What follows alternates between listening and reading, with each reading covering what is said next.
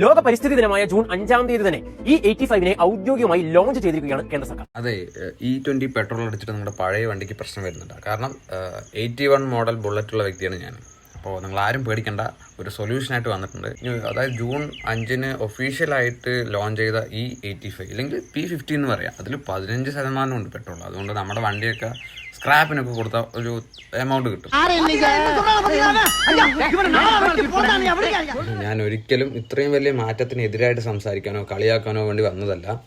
ഉറപ്പായിട്ടും വലിയൊരു ചേഞ്ച് വരണമെങ്കിൽ കുറേ സാക്രിഫൈസ് ചെയ്ത് തന്നെ ആവണം. പക്ഷേ ഇത് കാരണം എക്കോ ഫ്രണ്ട്ലി ആണ്, എക്കോണോമിക്കലി നമ്മുടെ രാജ്യത്തിന് നല്ലതാണ്, കുറഞ്ഞ വിലയിൽ കിട്ടും, കർഷകർക്ക് നല്ലതാണെന്നൊക്കെ പറയാനുണ്ടെങ്കിൽ പോലും നമ്മുടെ ഇന്ത്യയിലോ അല്ലെങ്കിൽ കേരളത്തിലോ നോക്കുകയാണെങ്കിൽ 80-85% ആൾക്കാരുടെ വണ്ടിയും ഇതിന് അനുയോജ്യമല്ലാത്ത രീതിയിലുള്ള മോഡലുള്ള വണ്ടികളാണ്. അപ്പോൾ അവർക്കും തക്കതായിട്ടുള്ള റീപ്ലേസ്മെൻറ്റ് കിട്ടുകയാണെങ്കിലോ ഇല്ലെങ്കിൽ അവരും, കാരണം കറക്റ്റായിട്ട് FC അടിച്ച് ടാക്സ് അടിച്ചിട്ട് വണ്ടി എടുത്ത ആൾക്കാരാണ്, വണ്ടി ഓടിക്കുന്ന ആൾക്കാരാണ്, എല്ലാ റൂൾസും പാലിച്ചിട്ട്. ചില വീടുകളുടെ അന്നം തന്നെ ഒരു വണ്ടിനെ വിശ്വസിച്ചിട്ടായിരിക്കും. അപ്പോൾ അവർക്കൊക്കെ കറക്റ്റായിട്ടുള്ളൊരു റീപ്ലേസ്മെൻറ്റ് കിട്ടുകയാണെങ്കിൽ അടിപൊളിയായി. അല്ലാതെ ഞാൻ ഒരിക്കലും ഇതിനെ എതിർക്കാനോ എല്ലാം നല്ല നല്ല പ്ലാനിനെ എതിർത്തിട്ട് വരുന്നൊരു വ്യക്തിയല്ല. പറയാൻ തോന്നി.